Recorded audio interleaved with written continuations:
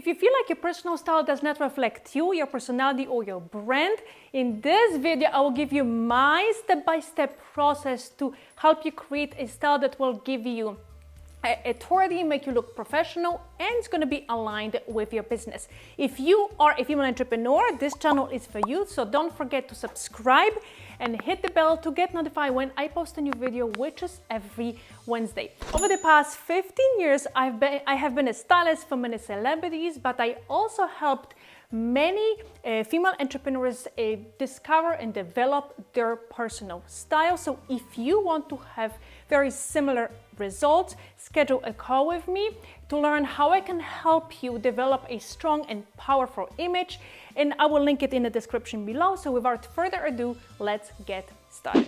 It can be very confusing trying to figure out your personal style, how to develop it, but most importantly, staying consistent. Now, between trends, influencers, different styles and brands out there, I recognize it's really difficult to narrow it down that one particular style, especially if you don't have like a methodology to follow.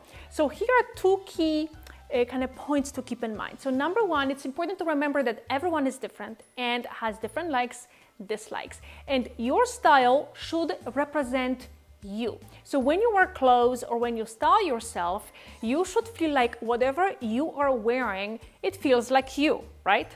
Now, I have styled so many people in the past, and it can tell you from my experience that creating a personal style can be really, really easy if you follow a few steps. And I had clients in the past who were trying very, very hard to wear certain styles that didn't really do anything for them. And again, you shouldn't overthink this whole process. So don't get influenced by others, but really it's important to rather understand of who you are.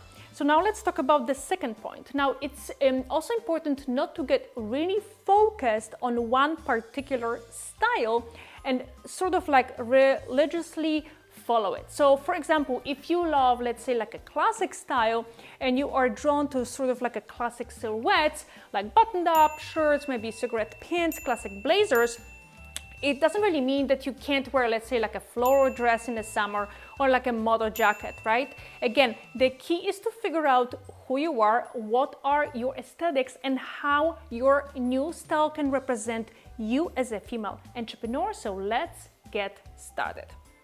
So step number one, learn about different types of styles. Now, learning about different styles should help you narrow down the direction that you want to go. Now, again, the key is not to focus on that one style choice and only wear clothes that sort of, belong to that particular style, but rather to have an idea of a direction you want to go and also eliminate any other styles that definitely don't feel like you, okay? Now let's look at different type of styles for you to recognize which style do you associate with the most. So we have a classic style, we have a boho style, then we have a corporate style, business casual, we have fashion forward, preppy style, and romantic style. Now, you want to ask yourself a question: which style do you belong to?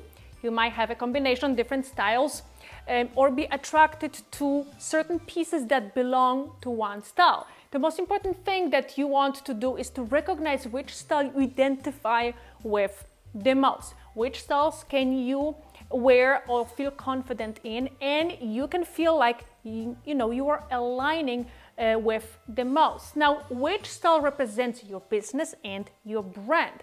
Now, you might wear different types of styles to different lifestyle activities. So, give you a little bit of example. So, I have a combination of a classic and a casual business style, but in my closet there are a lot of very casual pieces as well. I only wear those pieces when let's say like I drop off my daughter to school and I run some errands, right?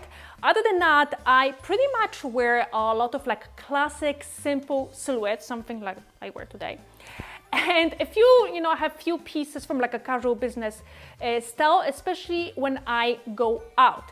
And I had many clients who would have a classic style, but when they go out, it turned into sort of like a sexy style. And they wear those pieces, but only when they go out. Again, look at those styles and try to narrow it down.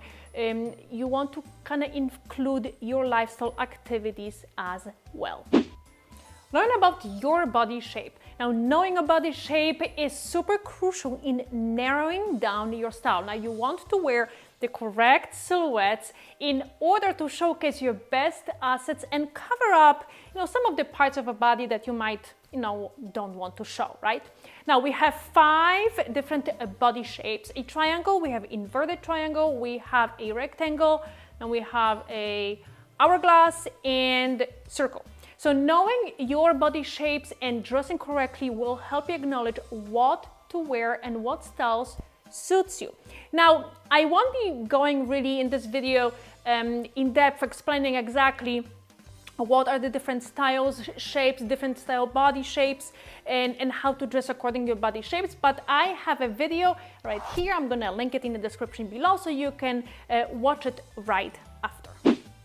Step number 3, discover your aesthetics. Now, this is extremely crucial step of this process and the most important one. Now, this is when you're gonna have to dig deep into your aesthetics and really, figure out your likes and dislikes. And this is something that a stylist can do it for you because it's internal work that you have to do it by yourself. So let me help you a little bit to simplify this process for you. So I'm sure you know what you like and what you don't like, what are your favorite colors, patterns, fabrics. Take a pen and a paper and write it down. Now, you want to be specific as much as possible. You want to start with likes and dislikes, okay? So what do you like to wear and what you dislike to wear? What you would never wear in your entire life, right? So for example, I love button-up shirts, I love dress shirts, I love kimono tops and kind of like a kimono jackets. I also love this sort of like a pajama inspired sets. I wear those all the time. Now, what silhouettes do you love? Just take a piece of paper, write it down, right? And be specific. Now, next, write down the type of prints do you like. So also prints that you don't like. And for me, animal prints, I hate animal prints. I would never be caught dead wearing an animal print. And it's important to acknowledge the prints that you don't like as well. Now, let's talk about patterns. I love, striped patterns. I wear, striped shirts all the time. Now let's talk about colors. Which colors do you like, which colors you dislike, and be specific again.